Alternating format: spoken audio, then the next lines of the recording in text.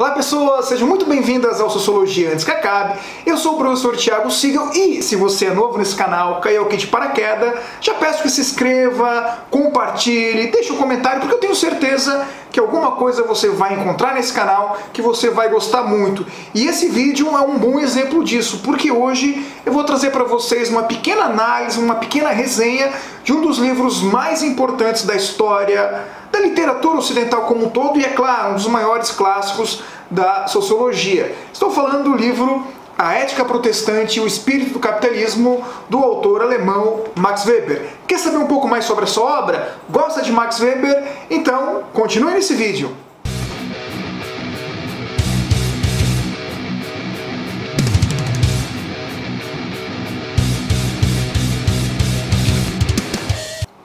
Existe muito o que falar sobre Max Weber que já não tenha sido dito. De modo geral, a gente pode dizer que ele é considerado um dos três grandes clássicos da sociologia, ou seja, um dos três grandes autores ao lado de Émile Durkheim e de Karl Marx que ajudaram a dar um ar de cientificidade para a sociologia. E entre eles, Weber pode ser considerado um dos mais técnicos, mesmo porque a sua obra, de modo específico, A Ética Protestante e o Espírito do Capitalismo, ela vai aparecer em diferentes bibliotecas. Por exemplo, ela vai aparecer, sem dúvida, nas bibliotecas de ciências humanas, por cursos de história, de sociologia, de filosofia, mas ela vai aparecer também nas bibliotecas de ciências jurídicas, para o curso de direito, nas bibliotecas de ciências sociais aplicadas, no curso de administração, no curso de economia, ou seja, Weber é lido por diferentes áreas do conhecimento, tamanho o grau de sua importância.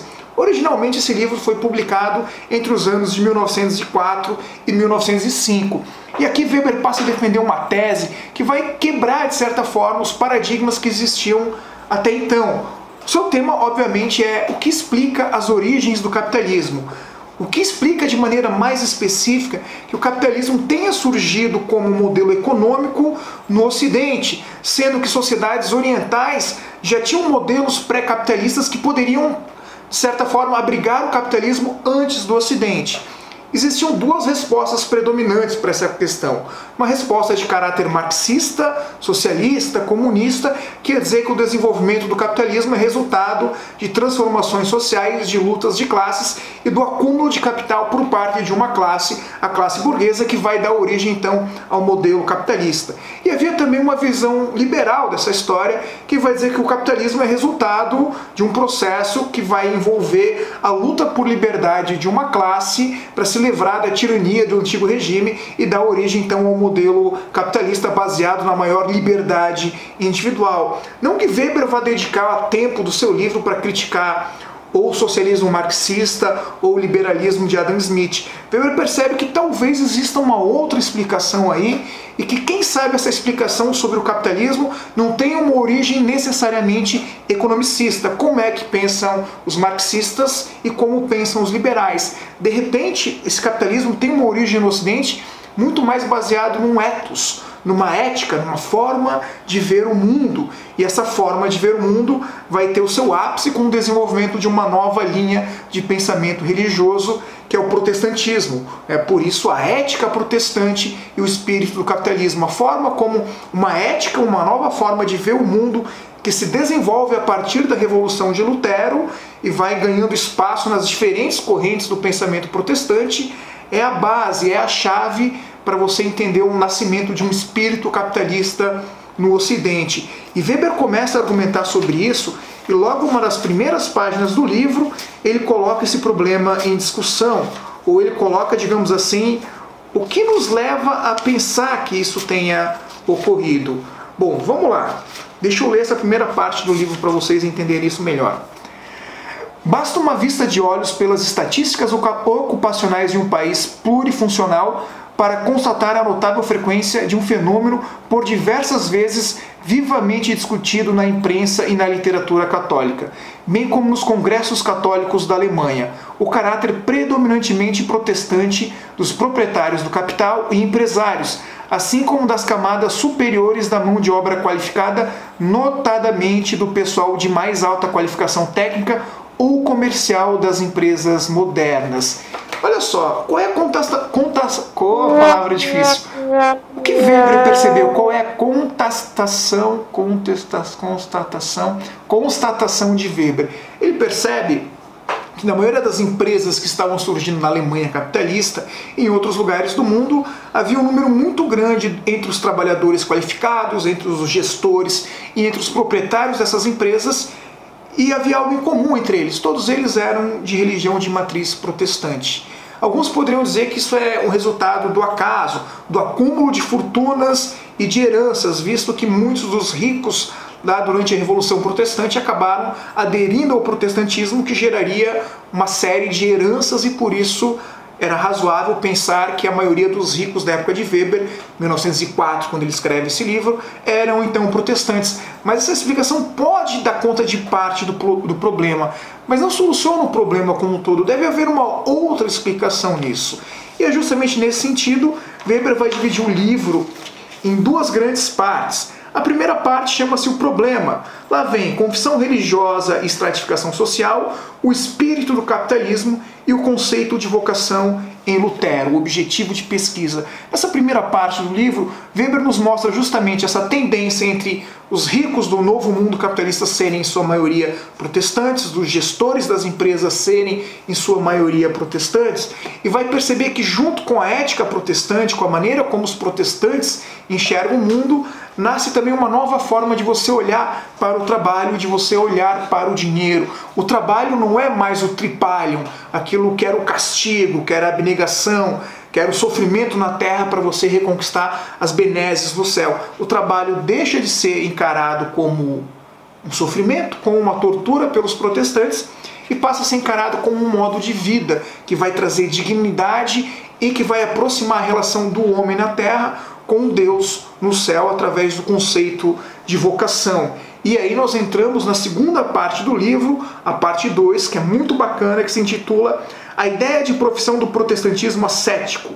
Primeira parte, os fundamentos religiosos da ascese intramundana e ascese e o capitalismo. O que Weber vai defender nessa parte? Que a nova ética protestante que vai nascer dá origem a esse espírito do capitalismo justamente porque deixa de pregar a salvação como sofrimento, como era durante a Idade Média, como era durante muito tempo entre os católicos, e passa a pregar a ideia de salvação como trabalho e crescimento. Afinal de contas, vem o conceito de vocação, e o conceito de vocação em Lutero é basicamente o seguinte, num ponto de vista religioso: Deus deu a cada um de nós um talento especial, e é a nossa vocação seguir esse talento.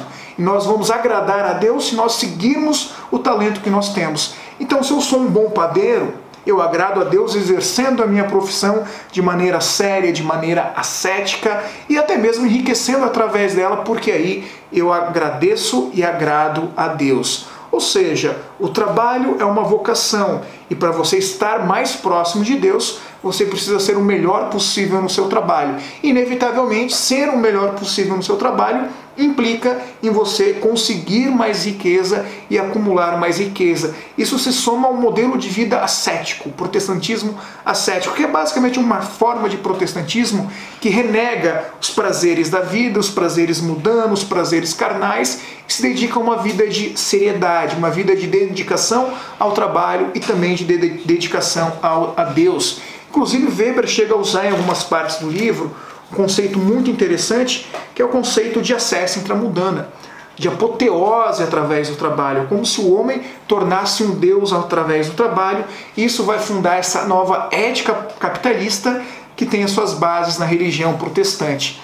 Vejam só, o livro do Weber é muito mais complexo do que um vídeo de 10 minutos no YouTube, mas ainda assim ele nos ajuda a entender as origens do capitalismo sob um outro ponto de vista e consegue dar conta de explicar um fenômeno da realidade, que é justamente o que Weber levanta nas primeiras páginas do livro: o crescimento de ricos entre a religião protestante. Inclusive, o cinema dá conta disso, o humor dá conta disso. Por exemplo, acredito que muitos dos inscritos aqui do canal conhecem a obra do Monty Python, conhecem alguns dos filmes do Monty Python, e um deles, muito legal, vai justamente brincar com essa relação entre católico e protestante na Inglaterra. Enquanto os protestantes se dedicavam ao trabalho, os católicos se dedicavam a...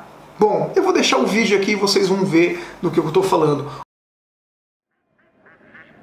Oh, bloody hell.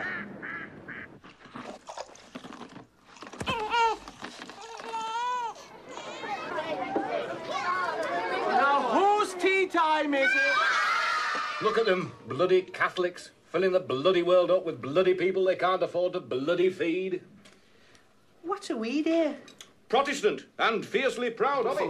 Obviamente existem alguns limites na interpretação da realidade no livro do Weber, assim como existem limites para a interpretação da realidade no vídeo do Monty Python. Mas nós temos uma boa explicação do que vem a ser essa ética protestante e como ela está relacionada ao espírito do capitalismo, na maneira como os protestantes passam a enxergar a vida e a sua relação ao trabalho. Não é à toa que em várias passagens do livro, Weber nos lembra uma das famosas frases, né? Lembra-te que tempo é dinheiro.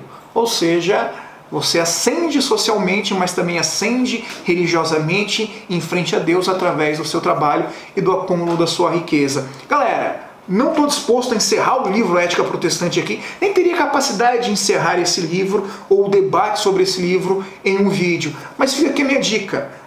Para entendermos o mundo moderno e o capitalismo, passamos pela ética protestante e o espírito do capitalismo.